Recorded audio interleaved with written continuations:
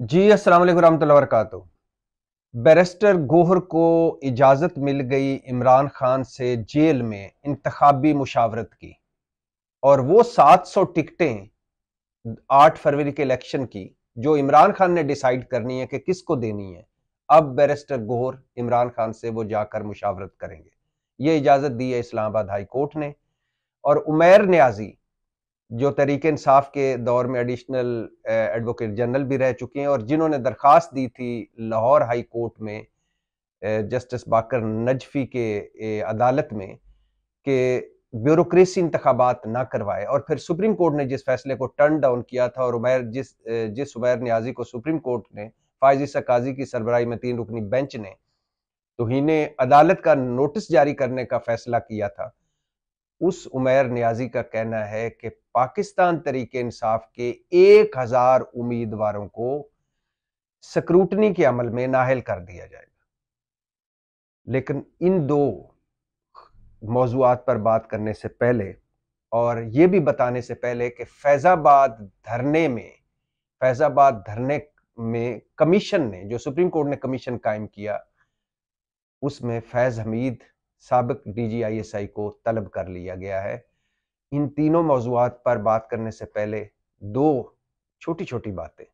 एक, 225 दिन के बाद, 225 दिन की जेल के बाद खदीजा शाह को रिहाई मिल गई, और आज उनकी एक बहुत अच्छी तस्वीर मैंने देखी जिसमें वो अपने खामंद और अपने बच्चों के साथ बैठी हैं, और ख़ास तौर पे अपनी 5 साला बेटी के साथ, जिनको काफ़ी उस बेटी के साथ जिसको काफ़ी अरसे से खदीजा शाह से नहीं मिलने दिया गया था। बच्ची के मुंह में फीडर था और वो खदीजा शाह की गोद में बैठी थी। खदीजा शाह को बेगुनाह करार दिया गया है 9 मई के मुकदमात में, लेकिन खदीजा शाह ने जिस बहादुरी, जिस हिम्मत और जिस मुस्तकिल मिजाजी से जेल काटी है, वो मैं तवक्को नहीं कर रहा था। खदीजा शाह साबिक आर्मी चीफ आसिफ नवाज जंजुआ की नवासी हैं। सलमान शाह, जो हमारे साबिक वजीर रह चुके हैं, उनकी बेटी हैं।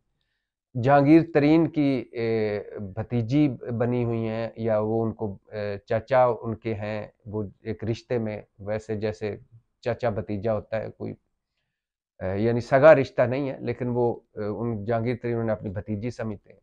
शहबाज शरीफ की बेस्ट दोस्त की भी वो रिश्तेदार हैं। और इसके अलावा बहुत अपने हलके में एक बड़ी फैशन डिज़ाइनर, तहरीक इंसाफ से उनका ताल्लुक रहा है और तहरीक इंसाफ की वो सपोर्टर हैं। 9 मई में वो के मुकदमा 9 मई के बाद वो पकड़ी गई, और फौज जिसने 16 अफसरों को, अपने lieutenant general, major general, brigadiers, colonel, 16 अफसरों को जिसने 9 मई में घर भिजवाया, यानी इस तरह ज़ीरो टॉलरेंस रखी फ़ौज ने अब 9 मई के हवाले से। उन्होंने अपने साबिक आर्मी चीफ, जो बड़े काबिल इज़्ज़त आर्मी चीफ रहे हैं, जनरल आसिफ नवाज जंजुआ, जो दौरान सर्विस जिनको हार्ट अटैक हुआ और उनकी डेथ हो गई, ये वही हैं जिनको मुस्लिम लीग नून ने BMW की गाड़ी की चाबी ऑफर की थी और उन्होंने वापस मुंह पे मारी थी। तो ये वही हैं जनरल आसिफ नवाज जंजुआ, उनकी नवासी हैं। तो उन खुशी की बात यह है कि वो वापस अपने ख़ानदान में आ गई, और खुशी की बात यह है कि वो बेगुनाह साबित हुई हैं 9 मई के मुकदमात में। और सबसे ज़्यादा मेरे लिए खुशी की बात है कि बेटी उनकी गोद में बैठी हुई थी, फीडर बेटी के मुंह में था। और ये बड़ा अहम मौका होता है, बड़ा इम्पोर्टेंट मौका होता है जब बंदा अपनी फैमिली में वापस आए, और ऐसा बंदा जिसने पूरी ज़िंदगी एक ख़ास माहौल में और एक बड़े अच्छे माहौल में ज़िंदगी गुजारी हो, और फिर अचानक उसे जेल में रहना पड़े, फर्शों पे सोना पड़े, गंदे कम्बलों में, खटमल वाले कम्बलों में, और मच्छरों और मक्खियों में, और एक ख़ास माहौल में रहना पड़े, और फिर वो हौसले से रहे, बड़ी बात है। दूसरा मौजू जिस पर बात करनी वो ये है कि कराची में शौकत खानम अस्पताल बन रहा है, और उसका फंड रेजिंग डिनर था इस्लामाबाद में, और इस्लामाबाद इंतज़ामिया ने उस फंड रेजिंग डिनर को कैंसिल कर दिया। मुझे समझ नहीं आ रही कि ऐसा क्यों हुआ है। शौकत खानम इमरान खान ने बनवाया, और शौकत खानम वालदा इमरान खान की, लेकिन शौकत खानम अस्पताल पाकिस्तान का अस्पताल है। शौकत खानम हर गरीब का अस्पताल है, हर उस मरीज का अस्पताल है जो खुदा न खास्ता इस मर्ज में, कैंसर के मर्ज में मुब्तला होकर वहाँ जाता है, शौकत खानम जाता है। और शौकत खानम की जितनी खिदमात हैं कैंसर के हवाले से वो भी किसी से ढकी छुपी नहीं। और शौकत खानम जिस मयार का अस्पताल है और जिस तरह वो ट्रीट कर रहा है और जिस तरह गरीबों को का भी इलाज कर रहा है वो भी सबके सामने है।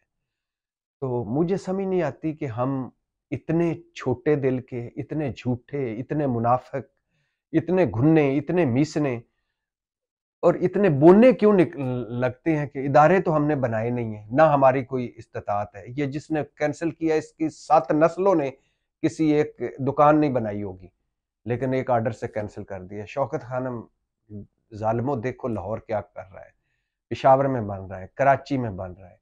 आपको तो चाहिए कहें कि इमरान खान जो भी है, इमरान खान के जितने केसेस हैं, इमरान खान ने जो कुछ किया है वो अलहदा बात है, लेकिन शौकत खानम हम सब का है, हम सब इसमें मदद हिस्सा डालेंगे। यही शौकत खानम है जिसमें मुस्लिम लीग नून भी हमले करती रही है।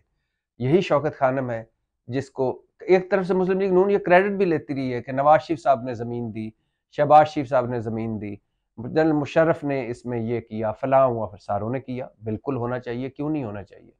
लेकिन दूसरी तरफ से जब भी मौका मिला मुस्लिम लीग नून ने शौकत खानम पे लगाया कि खैरात के पैसे खा गए, फलाने हो गए, घपले हो गए। इसको तो बख्श दो, खुदा का खौफ करो। मुल्क तो तबाह कर दिया, इदारे तबाह कर दिए। जो 2-4 अस्पताल, 2-4 इदारे बच गए उनकी तो जान छोड़ दो। अब आ जाइए वापस, बैरिस्टर गौर को इजाज़त मिली है इमरान खान से इंतखाबी मुशावरत करने की जेल में, और बकौल बैरिस्टर गौर 700 ऐसी टिकटें हैं जिनका फैसला इमरान खान ने करना है। और हम जब भी जेल में जाते हैं, ये वो बता रहे थे इस्लामाबाद हाई कोर्ट में जस्टिस गुल हसन औरंगजेब की अदालत में, जब भी जाते हैं बैरिस्टर गौर कह रहे हैं कि अदालत जाते हैं तो हमसे एक एक कागज ले लिया जाता है कि कहीं हम कोई चीज लिख ना सकें, इमरान खान के साथ बैठकर कहीं कोई मुशावरत ना कर सकें। तो वकला को, हुकूमती वकला को, एडिशनल अटॉर्नी जनरल समेत हुकूमती वकला को बुलाया हुआ था जस्टिस गुल हसन औरंगजेब ने, और उन्होंने बड़े भरम हुए जज साहब हुकूमती नुमाइंदों पर, यानी हुकूमती वकीलों पर। उन्होंने कहा खुदा का खौफ करें कि ये क्या चल रहा है, क्या आप मुखालफत कर रहे हैं। और मजे की बात सुनिए, निगरान हुकूमत मुखालफत कर रही थी कि बैरिस्टर गौर और इमरान खान की जेल में मुलाकात नहीं होनी चाहिए, इंतखाबी मुशावरत नहीं होनी चाहिए। तो जज साहब ने कहा खुदा का खौफ करें, इंतखाबात सर पर हैं। आप कह रहे हैं कि एक जमात का जो सरबराह जेल में है, उससे जो दूसरा पार्टी का सरबराह है आर्जी तौर पे बना हुआ है, और जो वो मुशावरत, इंतखाबी मुशावरत ना करें अपने एक, यानी वो टिकट ना एक दूसरे डिस्कस करें। क्या इंतखाबात आप डिरेल करना चाहते हैं, ख़त्म करना चाहते हैं इंतखाबी अमल? खुदा के लिए आपको केस। और फिर जज साहब ने बड़े रिमार्क्स ऐसे दिए कि ये निगरान हुकूमतें तो गैर जानबदार होनी चाहिए। इस निगरान हुकूमत के ज़ेरे इंतज़ाम ऐसा खौफनाक निज़ाम चल रहा है कि हैरानगी होती है। ये जज साहब ने कहा, उन्होंने कहा कि फ़ौरन इसको इजाज़त दी जाए और फ़ौरन जाके वो करें इंतखाबी मुशावरत। तो बैरिस्टर गौर को इंतखाबी मुशावरत की इजाज़त मिल गई है। अब वो टिकटों के हवाले से स्क्रूटनी के बाद जितने उम्मीदवार बचेंगे उनके फैसले वो बैठेंगे इमरान खान के साथ, और हल्का टू हल्का हर हल्के के उम्मीदवारों की वो टिकटों का फैसला उनसे करवाएंगे।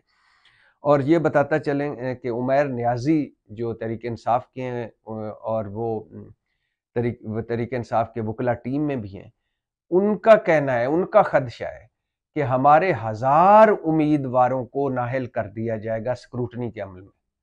2434 सबसे ज्यादा उम्मीदवार खड़े किए हैं तहरीक इंसाफ ने, और इस मुल्क में ये सारे पार्टियां कह रही थी कि तहरीक इंसाफ को तो कोई टिकट लेने वाला नहीं होगा, कोई उनका उम्मीदवार नहीं होगा, तो सबसे ज्यादा उम्मीदवार खड़े किए। और अब उमैर नियाजी तहरीक इंसाफ के कह रहे हैं कि लग रहा है ऐसा कि 1000 हमारे उम्मीदवार नाअहल हो जाएंगे, हम आला अदालतों में जाएंगे।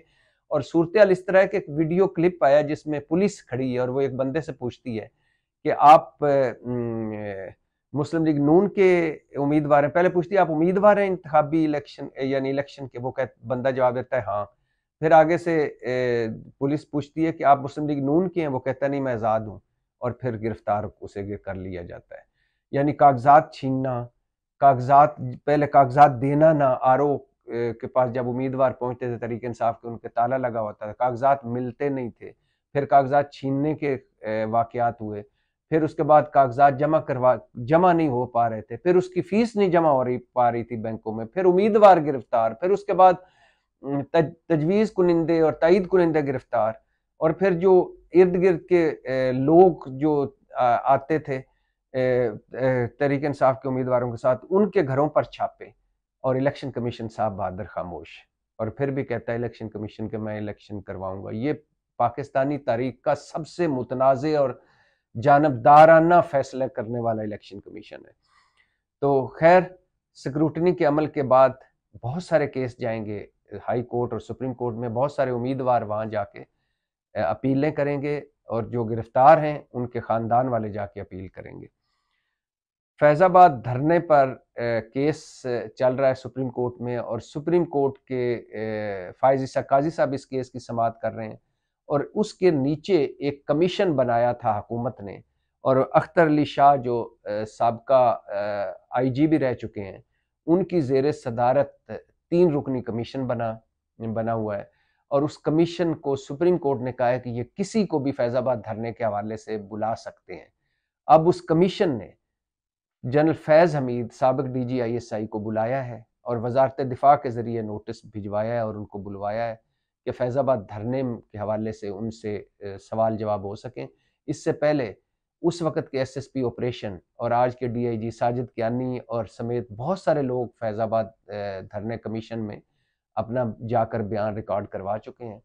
फैज़ हमीद उस धरने में बहुत इनको शोहरत उस वक्त मिली जब तहरीक लब्बैक पाकिस्तान और शाहिद खाकान अब्बासी की हुकूमत के दरमियान मुआहदा हुआ, और उस मुआहदे पर फैज़ हमीद के as a major general DGC दस्तखत थे, जिस पर बहुत एतराज़ उठा कि ये फ़ौजी अफसर हैं तो ये कैसे दस्तखत कर सकते हैं उस पर मुआहदे पर। लेकिन इसकी एक दूसरी कहानी भी है कि इसी धरने के मैं अक्सर कहता हूँ कि ये धरना हुआ क्यों। पहला तो यह कि हलफनामे में कौमी असम्बली ने तब्दीली क्यों की, जिसके बाद तहरीक लब्बैक सड़कों पर आ गई। फिर तहरीक लब्बैक में को मुस्लिम लीग की हुकूमत थी, मरकज़ में मुस्लिम लीग नून की हुकूमत थी, पंजाब में शहबाज शरीफ वज़ीर आला थे। तो फिर मुस्लिम लीग नून, वो तहरीक लब्बैक जब लाहौर में एहतजाज शुरू किया तो लाहौर की मुस्लिम लीग नून ने कहा कि हमारा तो कसूर ही कोई नहीं, जो कुछ है मरकज़ में हुआ है आप वहाँ जाएँ, हालांकि मरकज़ में भी उनकी हुकूमत थी। फिर वो उधर से चले और इस्लामाबाद फैज़ाबाद तक पहुंच गए, जो रावलपिंडी और इस्लामाबाद के दरमियान फैज़ाबाद चौक है वहां तक पहुंच गए। तो पहला, हलफनामे में तब्दीली क्यों हुई? दूसरा, लाहौर वालों ने क्यों कहा कि आप इस्लामाबाद चले जाएं, हालांकि वो भी मुस्लिम लीग ही थे, उनकी हुकूमत थी। तीसरा, फिर वो जो लाहौर से चले और इस्लामाबाद पहुंच गए, किसी ने रस्ते में कोई मुज़ाकरात नहीं, कोई रोका नहीं। फिर उसके बाद शाहिद खाकान अब्बासी ने एक एग्जेक्टिव आर्डर से पैमरा को बाईपास करके सारे TV चैनल बंद करा दिए, फिर ऑपरेशन करवाए। जब इनसे ना हुआ तो फिर हुकूमत ने दरखास्त की जनरल कमर जावेद बाजवा को, जो उस वक्त आर्मी चीफ थे, कि आप इसमें इंटरवीन करें।